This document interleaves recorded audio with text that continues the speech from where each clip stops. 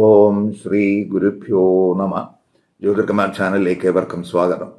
ഇന്ന് ഞാൻ ചർച്ച ചെയ്യുന്നത് ജനുവരി 2026 ഇടവക്കൂറുകാർക്കും ഇടവലഗ്നക്കാർക്കും എങ്ങനെയാകും എന്നുള്ളതിനെ പറ്റിയാണ്. അതായത് കാർത്തിക നക്ഷത്രത്തിൻ്റെ അവസാന 3 പാദത്തിൽപ്പെടുന്നവർ, രോഹിണി, മകയിര നക്ഷത്രത്തിൻ്റെ ആദ്യത്തെ 2 പാദത്തിൽപ്പെടുന്നവർക്ക് ജനുവരി മാസം എങ്ങനെയാകും.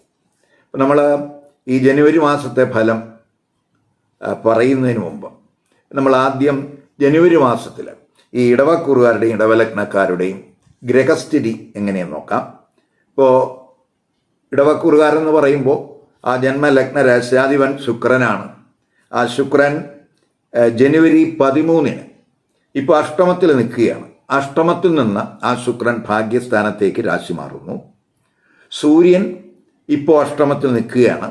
ജനുവരി 14 അഷ്ടമത്തിൽ നിന്നും 9 ഭാഗ്യസ്ഥാനത്തേക്ക് രാശി മാറുന്നു. ചൊവ്വയാണെങ്കിൽ 16 അഷ്ടമത്തിൽ നിന്നും ഭാഗ്യസ്ഥാനത്തേക്ക് ഉച്ചരാശിയിലേക്ക് രാശി മാറുന്നു. ബുധൻ ജനുവരി 17 അഷ്ടമത്തിൽ നിന്നും ഭാഗ്യസ്ഥാനത്തേക്ക് രാശി മാറുന്നു. ഗുരു ഇപ്പോൾ 2ാം ഭാവരാശിയിൽ വക്രത്തിൽ സഞ്ചരിക്കുന്നു. ശനി 11 സ്ഥിതി തുടരുന്നു. രാഹു 10 കേതു 4 സ്ഥിതി തുടരുന്നു. അപ്പോൾ ജനുവരി മാസത്തെ ഗ്രഹസ്ഥിതിയുടെ ഒരു പ്രത്യേകത എന്ന് പറയുന്നത് ജന്മലഗ്ന രാശാധിപനായിട്ടുള്ള ശുക്രൻ, അതുപോലെ സൂര്യൻ, ചൊവ്വ, ബുധൻ, ഈ 4 ഗ്രഹങ്ങൾ മാസത്തിൻ്റെ പകുതിയോടുകൂടി ഭാഗ്യസ്ഥാനത്തേക്ക് രാശി മാറുന്നു എന്നുള്ളതാണ് ജനുവരി മാസത്തെ പ്രത്യേകത. അപ്പോൾ ആദ്യം നമുക്ക് ഈ ഗ്രഹ ഗോചരസ്ഥിതി അനുസരിച്ച് ഈ ഇടവക്കൂറുകാരുടെയും ഇടവലഗ്നക്കാരുടെയും ആരോഗ്യസ്ഥിതി എങ്ങനെയെന്ന് നോക്കാം. അപ്പോൾ ആരോഗ്യസ്ഥിതി പൊതുവെ ഫേവറബിൾ ആയിരിക്കും. ജന്മലഗ്ന രാശ്യാധിപനായിട്ടുള്ള ശുക്രൻ ആദ്യ പകുതി അഷ്ടമത്തിൽ ആണെങ്കിലും അത് വലിയ ദോഷം ചെയ്യില്ല. കാരണം ശുക്രൻ 6ാം ഭാവാധിപനും കൂടെയാണ്. അപ്പോൾ 6ാം ഭാവാധിപനായിട്ടുള്ള ശുക്രൻ അഷ്ടമത്തിൽ നിൽക്കുക എന്ന് പറയുമ്പോൾ അതൊരു വിപരീത രാജയോഗം കൂടെയാണ്. അതുകൊണ്ട് അത് ആരോഗ്യപരമായിട്ട് വലിയ ദോഷം ചെയ്യില്ല. അതുപോലെ 8ാം ഭാവാധിപനായിട്ടുള്ള ഗുരു വക്രത്തിലാണ് സഞ്ചരിക്കുന്നത്. അതും ആരോഗ്യപരമായിട്ട് ഗുണാനുഭവം ഉണ്ടാക്കും. അതേസമയം ശനിയുടെ ദൃഷ്ടി ജന്മരാശിയിലുണ്ട്. അതുപോലെ ആ ശനിയുടെ ദൃഷ്ടി അഷ്ടമത്തിലുമുണ്ട്. അപ്പോൾ പൊതുവെ അത് ചിലർക്ക് ഈ ബോഡി സംബന്ധമായിട്ട് എന്തെങ്കിലും ഒരു പെയിൻ ചിലപ്പോൾ ഇടയ്ക്ക് ഉണ്ടാക്കിയെന്ന് വരാം. അതുപോലെ ചിലർക്ക് സ്കിൻ റിലേറ്റഡ് ആയിട്ടുള്ള എന്തെങ്കിലും അലർജി ഒക്കെ ചിലപ്പോൾ അഷ്ടമത്തിലൊക്കെ ബുധൻ്റെ സ്ഥിതി കൊണ്ടുവന്നു എന്ന് വരാം. അതുപോലെ ലോവർ അബ്ഡമൻ റിലേറ്റഡ് ആയിട്ടുള്ള എന്തെങ്കിലും ചില ഇഷ്യൂസ്, ഇപ്പം ചിലർക്ക് എന്തെങ്കിലും സഡൻ ഇൻഫെക്ഷൻ, ഇതിനൊക്കെ സാധ്യത കാണിക്കുന്നുണ്ട്. അപ്പോൾ ആദ്യ പകുതി കഴിയുമ്പോൾ ഈ ഗ്രഹങ്ങളെല്ലാം തന്നെ ജന്മലഗ്ന രാശ്യാധിപനായിട്ടുള്ള ശുക്രനും മറ്റു ഗ്രഹങ്ങളൊക്കെ തന്നെ ഭാഗ്യസ്ഥാനത്തേക്ക് മാറുന്നുണ്ട്. അപ്പോൾ അത് ആരോഗ്യ പ്രശ്നങ്ങൾക്ക് നമുക്ക് ഒരു റിലീഫ് നൽകും. ആരോഗ്യ പ്രശ്നങ്ങൾ ഉള്ളവർക്ക് അതിൽ നിന്ന് റിക്കവറിക്കൊക്കെ അനുകൂലമായിട്ടുള്ള സ്ഥിതിയായിരിക്കും അവസാനത്തെ മാസത്തിൻ്റെ അവസാന പകുതി എന്ന് പറയുന്നത്. ഇനി നമുക്ക് ഈ ഇടവക്കൂറുകാരുടെയും ഇടവലഗ്നക്കാരുടെയും തൊഴിൽ സാഹചര്യം അല്ലെങ്കിൽ തൊഴിൽ സ്ഥിതി എങ്ങനെയെന്ന് നോക്കാം. ഇപ്പോൾ തൊഴിൽ പരമായിട്ട് പൊതുവെ നേട്ടത്തിൻ്റെ മാസമായിരിക്കും. കാരണം കർമ്മഭാവാധിപനായിട്ടുള്ള ശനി, ആ ശനി നേട്ടത്തിൻ്റെ സ്ഥാനത്ത് 11 നിൽക്കുന്നത്. അത് പൊതുവെ തൊഴിൽ അവസരങ്ങളുണ്ടാകും. അതുപോലെ തന്നെ തൊഴിലിൽ മാറ്റങ്ങൾക്ക് സാധ്യതയുണ്ട്. ഇപ്പോൾ പൊതുവെ തൊഴിലിലൊക്കെ ബിസി ആകുന്ന സമയമായിരിക്കും. തൊഴിൽ വഴിയൊക്കെ നേട്ടങ്ങൾ പ്രതീക്ഷിക്കാം. 10 രാഹു ഉണ്ട്. അപ്പോൾ തൊഴിലിടത്ത് പൊതുവെ നമുക്ക് എനർജിയൊക്കെ കൂടുന്ന സമയമാണ്. ഇപ്പോൾ തൊഴിലിൽ ഉയർച്ചയ്ക്ക്, അതുപോലെ തൊഴിലിൽ നമുക്ക് എന്തെങ്കിലുമൊക്കെ ആദരവിനൊക്കെ അനുകൂലമായിട്ടുള്ള സ്ഥിതിയാണ് എന്നും കൂടെ നമ്മൾ മനസ്സിലാക്കുക. പൊതുവെ ചിലർക്ക് ദൂരസ്ഥലത്തൊക്കെ അല്ലെങ്കിൽ വിദേശത്തൊക്കെ തൊഴിലന്വേഷണം നടത്തുന്നവർക്ക് അനുകൂലമായിട്ടുള്ളൊരു മാസമായിട്ട് നമുക്ക് ജനുവരി മാസത്തെ കാണാം. ഇപ്പം ചിലർക്ക് തൊഴിലുമായിട്ട് ബന്ധപ്പെട്ട് ചിലപ്പോൾ ദൂരയാത്രകൾ ജനുവരി മാസത്തിൽ വേണ്ടിവരും. അതുപോലെ തന്നെ തൊഴിൽ അന്വേഷകരെ സംബന്ധിച്ചിടത്തോളം അവർക്ക് ജോലി ലഭിക്കുന്നതിനും സാധ്യതയുള്ള സമയമാണ്. പ്രൊഫഷണൽ തലത്തിൽ പൊതുവെ കഴിവ് തെളിയിക്കാൻ കഴിയുന്ന സമയമാണ്. അങ്ങനെ നമ്മൾ നമ്മുടെ കഴിവിനനുസരിച്ചുള്ള നേട്ടങ്ങൾ നമുക്ക് കൊയ്യാനാകും എന്നും കൂടെ മനസ്സിലാക്കുക.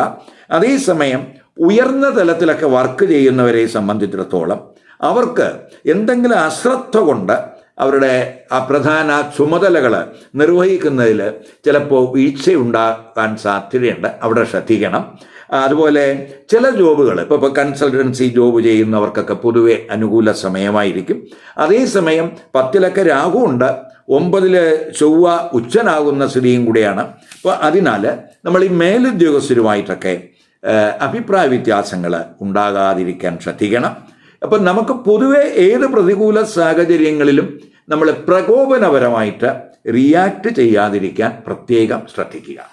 ഇനി ബിസിനസ്സുകാർക്ക്, ഇപ്പോൾ ബിസിനസ്സുകാരെ സംബന്ധിച്ചിടത്തോളം ആദ്യ പകുതി ഒരു മെല്ലെ പോക്ക് ആയിരിക്കാം. എങ്കിലും ബിസിനസ് ട്രാൻസാക്ഷനൊക്കെ വിപുലപ്പെടുത്തുന്നതിനും ബിസിനസ് വ്യാപിപ്പിക്കുന്നതിനുമൊക്കെ അനുകൂലമായിട്ടുള്ള സമയമായിട്ട് കാണുന്നുണ്ട്. 7ാം ഭാവാധിപനായിട്ടുള്ള ചൊവ്വ അവസാനത്തെ പകുതിയൊക്കെ ഭാഗ്യസ്ഥാനത്ത് ഉച്ചരാശിയിലേക്ക് വരുന്നുണ്ട്. ബിസിനസ്സുകാരെ സംബന്ധിച്ചിടത്തോളം ബിസിനസ് കാരകനായിട്ടുള്ള ബുധനും ഭാഗ്യസ്ഥാനത്ത് വരുന്നുണ്ട് അവസാനത്തെ പകുതി.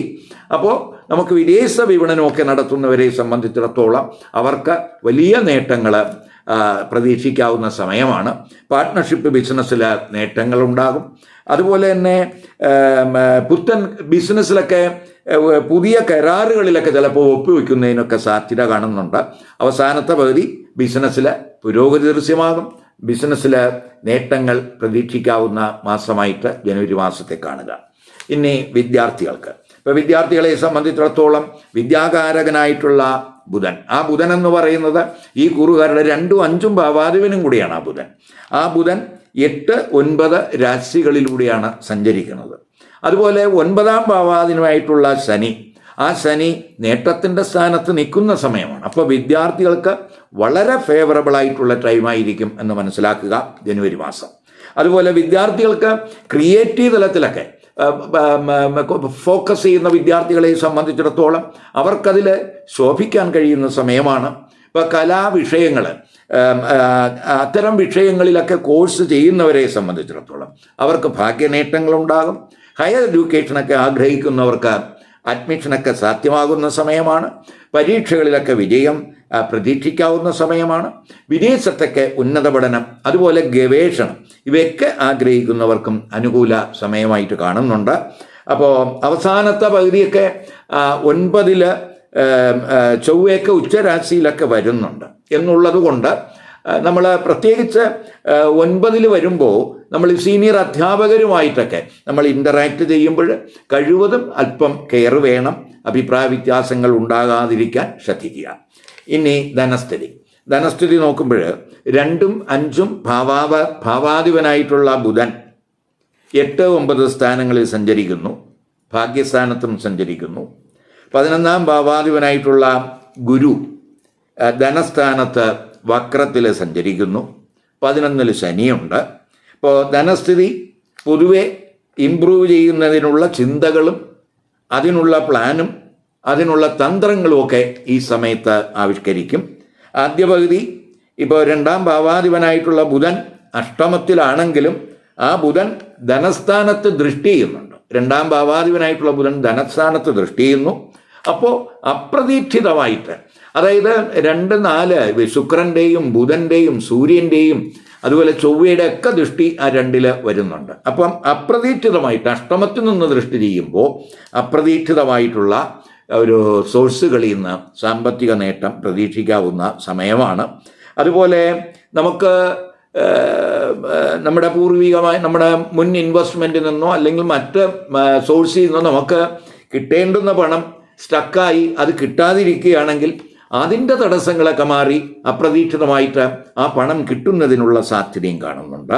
അവസാനത്തെ പകുതിയൊക്കെ ആകുമ്പോൾ ധനഭാഗ്യത്തിന് സാധ്യതയുണ്ട്. 2ാം ഭാവാധിപനായിട്ടുള്ള ബുധൻ ഭാഗ്യസ്ഥാനത്ത് വരുന്നു. സൂര്യനും കുജനും ശുക്രനും ഒക്കെ തന്നെ ഭാഗ്യസ്ഥാനത്താണ്. അപ്പോൾ നമുക്ക് നമ്മുടെ സൗഹൃദങ്ങൾ, നമ്മുടെ സാമൂഹ്യ ബന്ധങ്ങൾ, അതുപോലെ ദൂരയാത്രകൾ, അതുപോലെ തൊഴിൽ, ബിസിനസ്, ഇതുവഴി നമുക്ക് ധനാഗമം പ്രതീക്ഷിക്കാവുന്ന സമയമായിട്ട് കാണുന്നുണ്ട്. ഇനി നമുക്ക് വിവാഹം, ദാമ്പത്യബന്ധം, കുടുംബജീവിതം എങ്ങനെയെന്ന് നോക്കാം.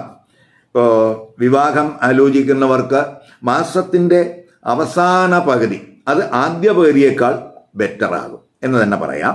7ാം ഭാവാധിപനായിട്ടുള്ള ചൊവ്വ ഉച്ചരാശിയിൽ ഭാഗ്യസ്ഥാനത്ത് വരുന്നുണ്ട്. അതുപോലെ ലഗ്നാധിപനായിട്ടുള്ള ശുക്രനോടൊപ്പം ആ ചൊവ്വ നിൽക്കുന്നുണ്ട്. അത് ഭാഗ്യസ്ഥാനത്താണ്, അത് ഗുണം ചെയ്യും. ഇപ്പം നല്ല ജീവിത പങ്കാളിയൊക്കെ കണ്ടെത്തുന്നതിനൊക്കെ അവസാനത്തെ പകുതി അനുകൂല സമയമാണ്. കമിതാക്കൾക്കും പൊതുവെ അനുകൂല സമയമായിട്ട് കാണുന്നുണ്ട്. ശുക്രനും കുജനുമായിട്ടുള്ള ബന്ധം അതൊക്കെ അതിന് അനുകൂല സമയമാണ്. പ്രണയ പങ്കാളിയുമായിട്ടൊക്കെ ചിലപ്പോൾ ദൂരയാത്രകളൊക്കെ ചിലപ്പോൾ പ്ലാൻ ചെയ്തു എന്ന് വരാം. ചിലർക്ക് പ്രണയബന്ധം വിവാഹത്തിൽ എത്തിപ്പെടുന്നതിനൊക്കെ സാധ്യത കാണുന്നുണ്ട്. അത് ചിലർക്ക് പുതിയ പ്രണയബന്ധങ്ങൾ ഉണ്ടാകുന്നതിനും സാധ്യതയുണ്ട് എന്നും കൂടെ മനസ്സിലാക്കുക. ഇപ്പോൾ ദാമ്പത്യബന്ധം ആദ്യ പകുതിയേക്കാൾ അനുകൂലമായിരിക്കും അവസാന പകുതി. ഇപ്പോൾ ജീവിത പങ്കാളിയുമായിട്ടൊക്കെ ചിലപ്പോൾ ദൂരയാത്രകൾ, ഷോപ്പിംഗ്, തീർത്ഥാടന കേന്ദ്രങ്ങൾ സന്ദർശിക്കൽ, ഇതിനൊക്കെ സാധ്യത, അതിനുള്ള പ്ലാനൊക്കെ ചിലപ്പോൾ ചെയ്തു എന്ന് വരാം. അതുപോലെ ജീവിത പങ്കാളിയിൽ നിന്ന് എന്തെങ്കിലുമൊക്കെ ഭാഗ്യാനുഭവങ്ങൾ ജീവിത പങ്കാളി വഴിയൊക്കെ ഉണ്ടാകാനും സാധ്യതയുണ്ട്.